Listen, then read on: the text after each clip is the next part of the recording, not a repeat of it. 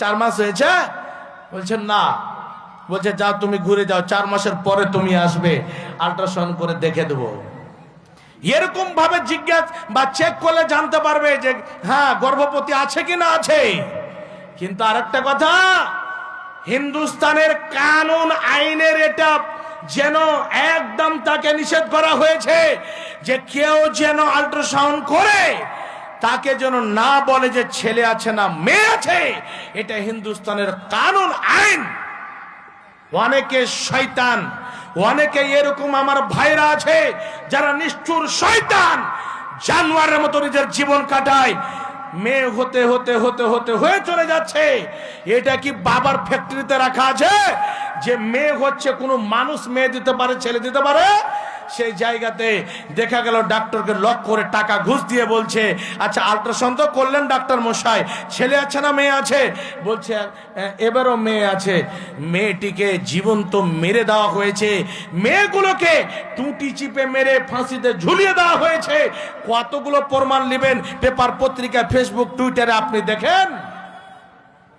ভাবছেন আমার কেউ বলতে পারবে না, আপনি বলতে পারবেন না। কিছু বুড়ো আমার দাদি নানির বয়সের কিছু মেয়েরা আছে, কি বলছে আমরা বলে দিতে পারবো। কেমন করে বলবে? ওই যে মেয়েটা গর্ভবতী মেয়ের মাথা থেকে একটা উকুন উঠাবে, এটা শুনেছি আমি গল্প। উঠিয়ে কি করবে, একটা কাঁসার থালা নিয়ে উবুড় করে রাখবে, আর এক মুষ্টি বালি নিয়ে আর ওই উকুনটা উঠিয়ে আগে থালার উপরে রেখে দিবে, আর উপর থেকে এক মুষ্টি বালি দিয়ে দিবে। তো ওই নানি দাদিরা কি বলে, যদি উকুনটা সাইড দিয়ে বের হয় তাহলে বেটি হবে, আর যদি সোজাসুজি ফেড়ে যদি উপর দিকে বেরিয়ে যায় তাহলে বেটা হবে। আচ্ছা যদি এটাই যদি হতো তাহলে আল্ট্রাসাউন্ড মেশিন আর তৈরি করতে হতো না, ওই দাদি আর নানি রেখে সে রুমে এয়ার কন্ডিশন রুমে বন্ধ করে রাখা হতো। দেখে ইয়ারাই হলো আল্ট্রাসাউন্ডের মেশিন। কত বড় শিরিক, ডানা শিরিক, বলা যাবে না।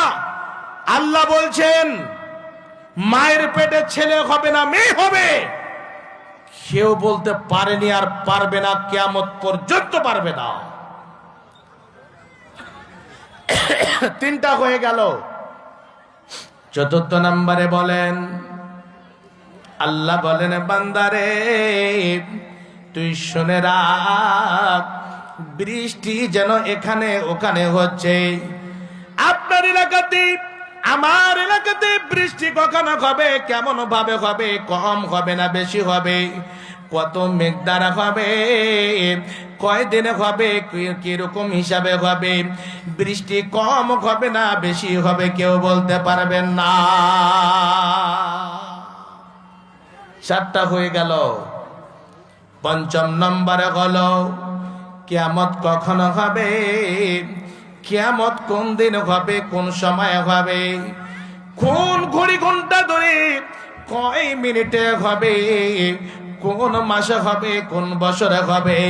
আল্লাহ রাব্বুল আলামিন বলেন কিয়ামত কোন সময় হবে কাউকে আমি এই 5 প্রকারের জ্ঞান দেই নাই, আমি আল্লাহ নিজের কাছে রেখেছি। এই 5 প্রকারের ইলম আল্লাহ রাব্বুল আলামিন বলছেন আমি আদম আলাইহিস সালাতু ওয়াস সালাম থেকে নিয়ে শেষ নবী পর্যন্ত আমি কাউকে দান করিনি, আমি নিজের কাছে রেখেছি। তার মধ্য থেকে একটা হলো মওত। মানুষ কখন মারা যাবে আপনি আমি বলছি আচ্ছা এই 10 বিঘা জমি প্রায় মোটামুটি পুড়িয়ে নি, তারপরে হজ করতে চলে যাব। বন্ধু 10 বিঘা জমি আপনি পুরাতে পারবেন না, তার আগে আপনার কাছে মতের গাড়ি চলে আসবে। বাপজান আমার ভাইরা, আল্লাহ রাব্বুল আলামিন আবার কোরআনের মধ্যে ঘোষণা দিয়েছেন আইনামা তাকুনু ইদরিকুমুল মাউত ওয়ালাউ কুনতুম ফি বুরুজিম মুশাইয়াদা। আল্লাহ রাব্বুল আলামিন এলান করে দিলেন হে বান্দা বান্দিরা তোমরা যে জায়গাতে থাকো, তোমরা যদি মৃত্যু বলে পলায়ন করো, বন্ধু আমরা নিজের অন্তরের মধ্যে ভাবতে লাগলাম, আমাদের খাস করে উত্তর দিনাজপুর ডিস্ট্রিক্টের মধ্যে মানুষ মারা যাচ্ছে, কিষানগঞ্জ ডিস্ট্রিক্টে মানুষ মারা যাচ্ছে, পশ্চিম বাংলার মধ্যে মানুষ মারা যাচ্ছে। আমি কি করলাম, এই উত্তর দিনাজপুর বা ভারতবর্ষ থেকে পালাতে লাগলাম। পালাতে পালাতে আমি এমন একটি জায়গাতে গেলাম, যে জায়গাতে মনে ভাবছি সেই জায়গাতে মৃত্যু হবে না। আমি চলে গেলাম ইরাকের মাটিতে, দেখলাম সেখানে মানুষ মারা যাচ্ছে। ওখান থেকে পালাতে লাগলাম, পালাতে পালাতে চীনের মাটি গেলাম, চীনের মাটিতে দেখলাম ওখানে মানুষ মারা যাচ্ছে, জানাজা হচ্ছে। আবার যেন ওখান থেকে ইটালির মাটিতে গেলাম, ইটালির মাটিতে দেখলাম ওখানে মানুষ মারা যাচ্ছে। বন্ধু আমার, ওখান থেকে আবার আস্তে আস্তে নিজের মনে হলো যে আমার যেন 192টি দেশের মধ্যে সব থেকে শক্তিশালী, সব থেকে বিরাট দেশ হলো আমেরিকা। সে আমেরিকা দেশে যদি চলে যায়, আমেরিকা দেশে গিয়ে আমার জান যেন বেঁচে যাবে। সেই জায়গাতে গিয়ে 10 দিন থাকলাম, তার মধ্যে যেন জোহরের সময়, আসরের সময়, মাগরিবের সময় মতের জন্য এনাউন্স হচ্ছে, এলান হচ্ছে। সেই জায়গাতে যখন শুনলাম, ওখান থেকে যেন আমি আবার সৌদি আরবের মাটিতে ঢুকলাম, মক্কার মাটিতে ঢুকলাম। ওখানে গিয়েও দেখছি সেখানে মানুষ মারা যাচ্ছে। ওখান থেকে মদিনায় গেলাম, ওখানেও মানুষ মারা যাচ্ছে। আল্লাহ রাব্বুল আলামিন কোরআনে কি বলছেন, বান্দা তুই যে জায়গাতে পলায়ন কর, সময় যখন হয়ে যাবে সে সময় তোকে মত ছাড়বে না।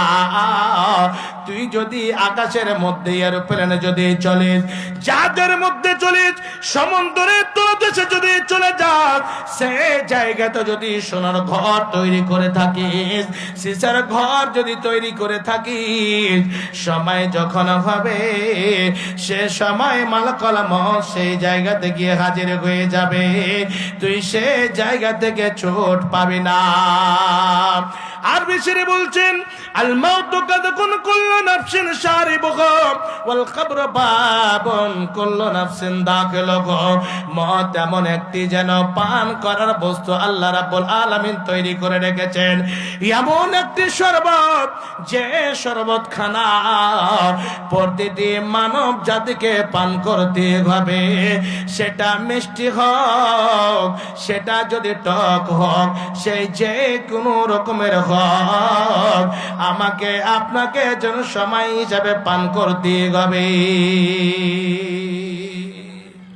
আপনি বলবেন আজকে বাড়িতে তরকারি রান্না হয়েছে, খাবার রান্না হয়েছে, হ্যাঁ এটা জিনিস ভালো হয়নি, এটা খারাপ, এটা তিতকুট লাগছে, এটা টক লাগছে, এটা ঝাল লাগছে, এটা মিষ্টি হয়ে গেছে, এটা এতটাই হয়নি, মন চাইলে খাই, মন না চাইলে খাই না, চালিয়ে ফেলে দিই। সেটাই ভাবছেন আমার?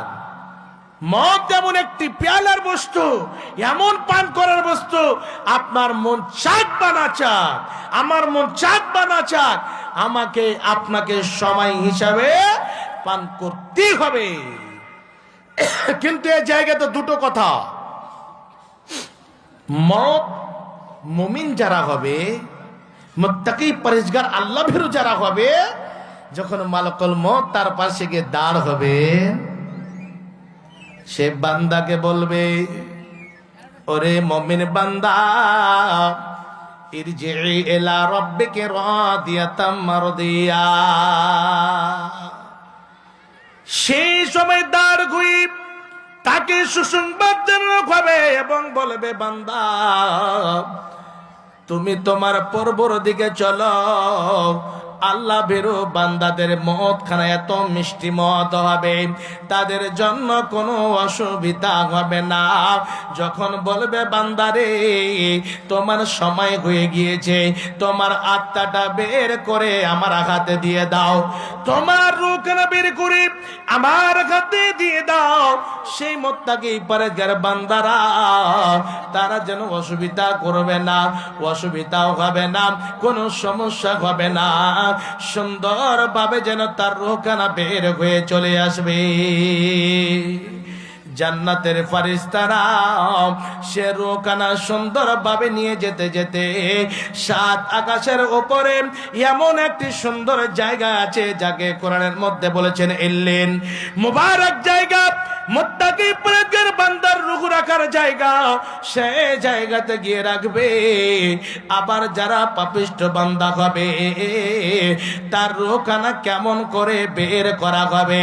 কোরআনের মধ্যে আল্লাহ রাব্বুল আলামিন বলেন, যেই মতো উদাহরণস্বরূপ বলছি, যে মতো মাছরাঙা আকাশে উড়ে নদীর দিকে উপর থেকে দেখে কোন জায়গাতে মাছ আছে, আবার চট করে মিনিটের মধ্যে মাছরাঙা নদীতে পড়ে যেন একটা মাছ ধরে আবার উপরে চলে যায়।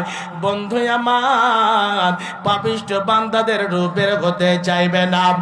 ওই গুনাহগার, এই শয়তান মানুষেরা যখন মালাকুল মউতকে দেখে নেবে, তারা এত ভয়ভীত হয়ে যাবে, আবার সে সময় রূহখানা যেন লুকাইতে থাকবে, দৌড়াতে থাকবে, পালাতে থাকবে, শরীরের মধ্যে যেন জায়গা জায়গাতে নখ লুকাইতে লাগবে। আল্লাহ রাব্বুল আলামিন বলেন ওয়ান্নাজিয়াতে গারকা। আবার অন্য অন্য জায়গাতে কোরআনের মধ্যে আল্লাহ রাব্বুল আলামিন অনেক শব্দ ব্যবহার করেছেন।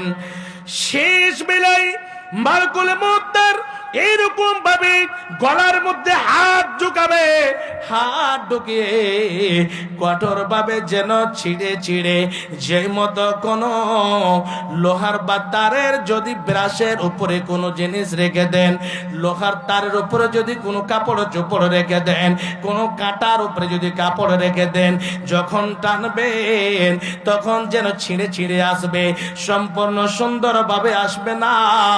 সেই মতো গুনাহগার মানুষের রূহখানা কষ্ট করে যেন তার বের করা হবে।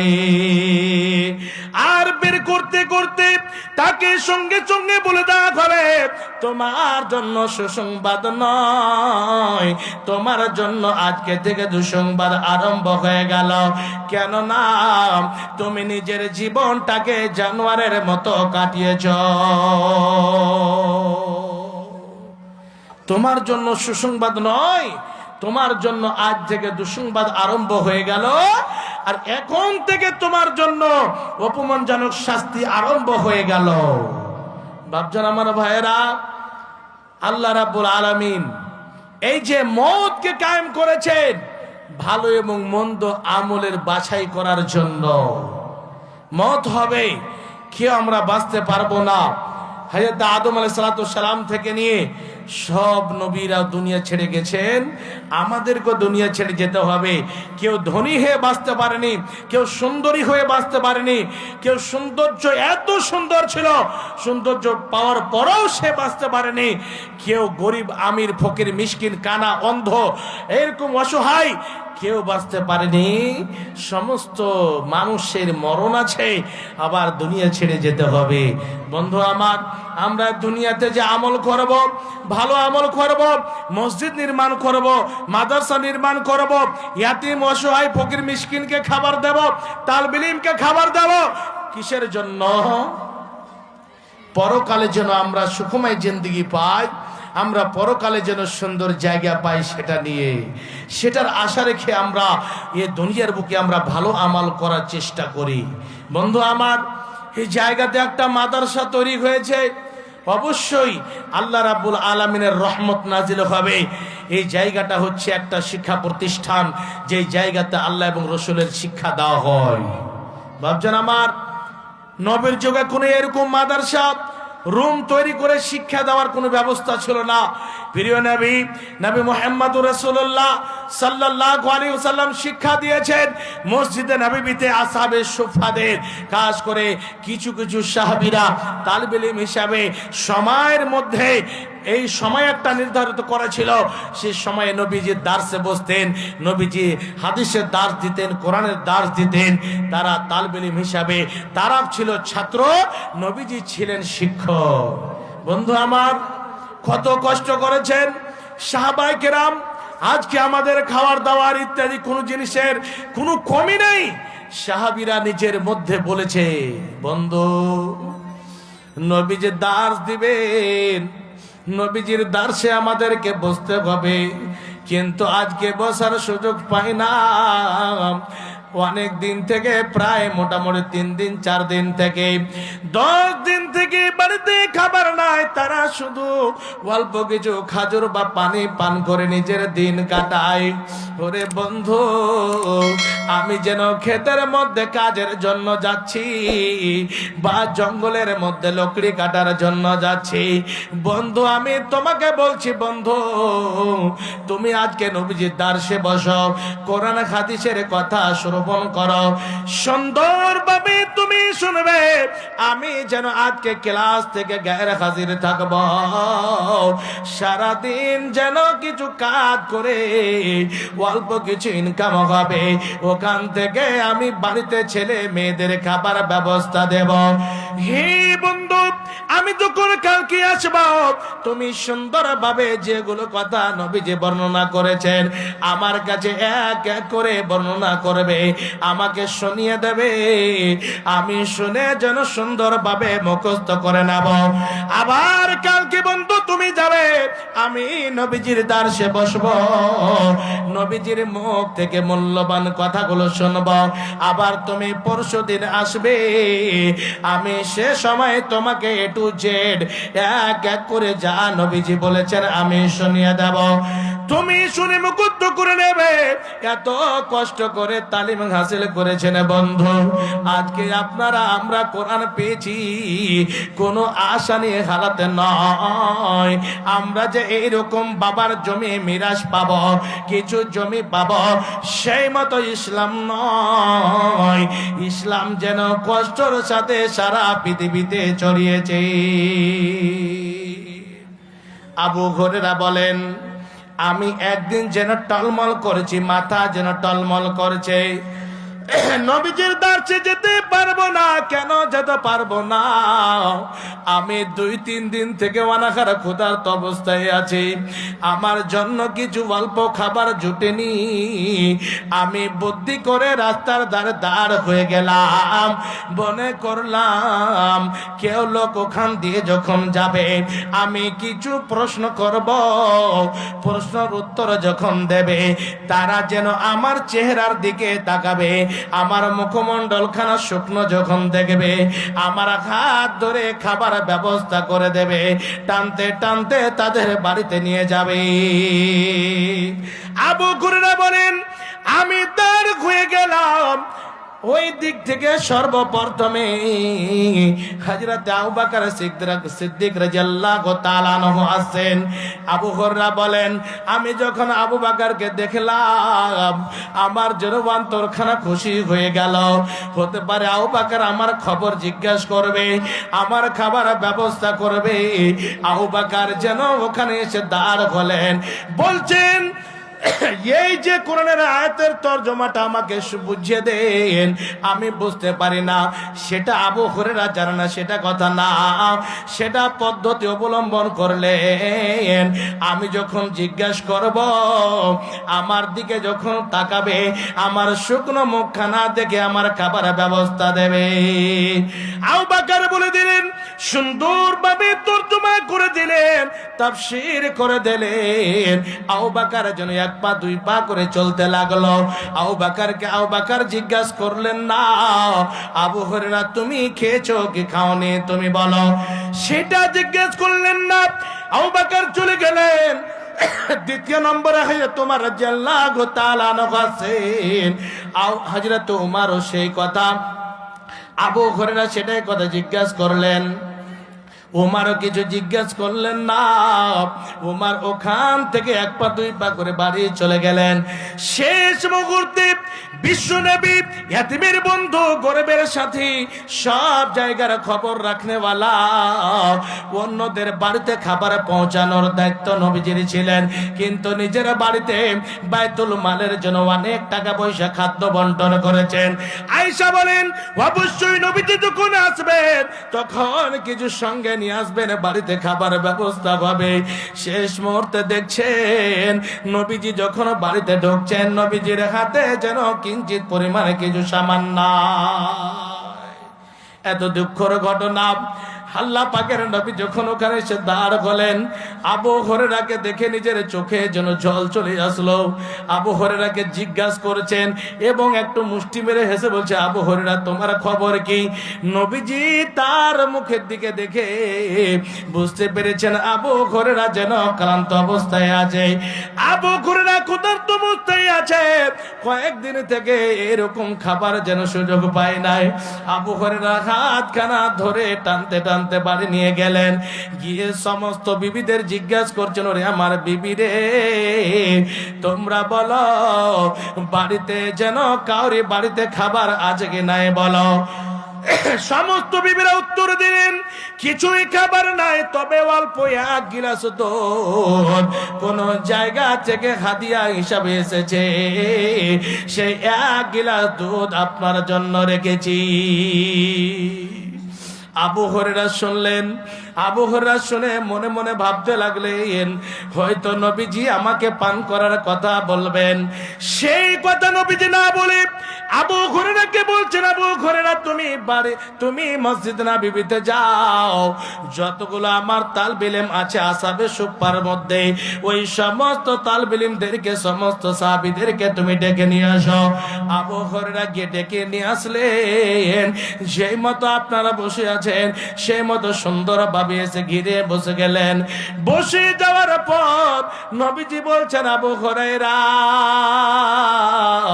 তুমি একটি কাজ করো, এই যে গিলাসটা নাও, বিসমিল্লাহ বলে সুন্দরভাবে একদিক থেকে পান করাতে আরম্ভ করো। আবু হুরায়রা পান করতে লাগলেন। পান করতে করতে সমস্ত সাহাবীরা তৃপ্তি সহকারে পান করলেন, অন্তর ভরে মন ভরে পান করলেন। শেষের বেলায় নবীজি বলছেন আবু হুরায়রাকে, আবু হুরায়রা এখন তুমি আর আমি বেঁচেছি, তুমি পান করো। আবু হুরায়রাকে পান করতে বলা হলো। নবীজি মধ্যে মধ্যে বলতেন, আবু হুরায়রা আরো পান করো, আরো পান করো, তৃপ্তি সহকারে পান করো। আবু হুরায়রা বলছেন, আমি যেন ইচ্ছা ভোগ পান করলাম, আমি অন্তর ভরে পান করলাম। তারপরে আমি নবীজিকে দিলাম। এইরকম রাওয়াত এসেছে। আর একটি রাওয়াত বলেন নবীজি আগে পান করলেন, তারপরে আবু হুরায়রাকে দিলেন। যাই হোক, নবীজি পান করলেন, আবু হুরায়রা পান করলেন। দেখুন কত বরকত। যত পরিমাণ গিলাসে আগে দুধ ছিল, তত পরিমাণ দুধ আবার গিলাসে থেকে গেল। নারে তাকবীর! তালবে ইলমকে খেতে দিবেন না মাদ্রাসাতে? দিবেন না? বরকত নেবেন, কোটি কোটি বরকত আছে।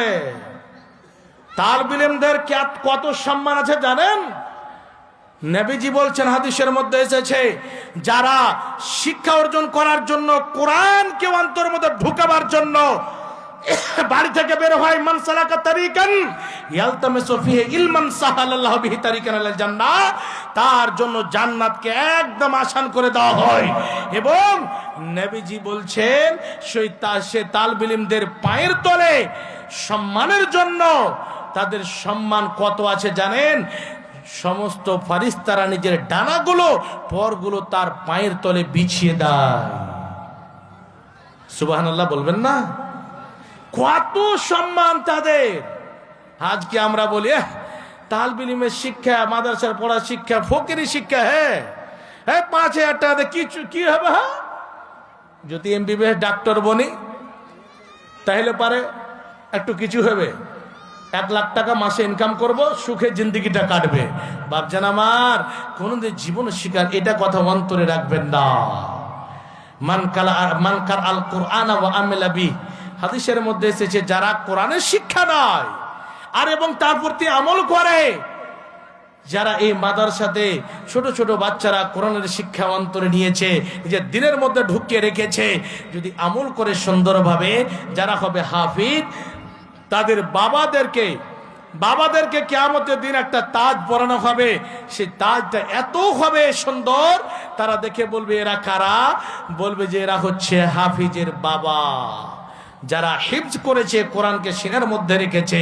বাপজান আমার ভাইরা, অনেক কিছু ইতিহাস আছে মাদ্রাসার ব্যাপারে, আমি মধ্যে মধ্যে কিছু কিছু বলবো। তবে আপনাদের মোহাব্বত এ নবীর মাদ্রাসাতে, আল্লাহ এবং রসুলের সাথে আমরা সকলে মোহাব্বত করি কি করি না, এই জায়গাতে পরিচয়টা নেব। এখানে কে আছেন বন্ধু? একজন সর্বপ্রথমে 5,000 টাকা দেবেন। অবশ্যই 10,000 20,000 দিতে পারবেন, কিন্তু আমি ভয় পাচ্ছি যে এখানে কত কিরকম দিতে পারবেন না পারবেন। তবে আমি 10 জন ভাইয়ের কাছে আমি 10,000 করে আমি চাচ্ছি, আর 20 জন ভাইয়ের কাছে আমি 5,000 করে আমি চাচ্ছি। তারপরে 10, 20, 50, 100, 200, 1000, 2000 করে সিমেন্ট, গিট্টি, বালি, আরো ভুট্টা, গম, ধান, যা কিছু ইত্যাদি দানের যে বস্তু আছে বন্ধু, ওই দানগুলো আপনারা করতে পারেন। দান করতে গিয়ে আল্লাহ রাব্বুল আলামিন মালধন সম্পদ দিয়েছেন বন্ধু। সে মালধন সম্পদকে যদি আমরা সুন্দর জায়গাতে খরচ না করি, জায়েজ পথে যদি খরচ না করি, আল্লাহর রাস্তায় যদি খরচ না করি, তাহলে পরকালে সে মাল আমার কাজে আসবে না। আল্লাহর কোরআন বলছেন, মা আগনা আন্নি মালিয়াম, সেই মুজরিমেরা আফসোস করে বলবে আমার মালধন সম্পদ কিছুই কাজে আসলো না। আমি মনে করেছিলাম যে মালধন সম্পদ কিছু কাজে আসবে, না কিছুই কাজে আসলো না। অন্তরে ভাববে, আল্লাহকে বলবে, আল্লাহ আমাকে দ্বিতীয়বার চান্স দেওয়া হোক, আমি দুনিয়াতে গিয়ে সম্পূর্ণ জমি জায়গা ঘর বাড়ি আমি দান করে চলে আসবো। বাপজান আমার, সেদিন জ্বলন্ত আগুন থেকে বাঁচার উপায় হলো দান, সেদিন জাহান্নাম থেকে বাঁচার উপায় হলো দান। বন্ধু আমার, একটিবার আসবেন 5,000 নারে তাকবীর, এদিকে আসেন তো বন্ধু, দেখা যাক 5,000 এসছে। নামটা কি হলো? রফিকুল আলম সাহেব। আচ্ছা, এটা জোড়া হবে না? হবে ইনশাল্লাহ, পরে দিবেন ইনশাল্লাহ, আল্লাহ দিবে। মাশাআল্লাহ, আলহামদুলিল্লাহ। নারে তাকবীর।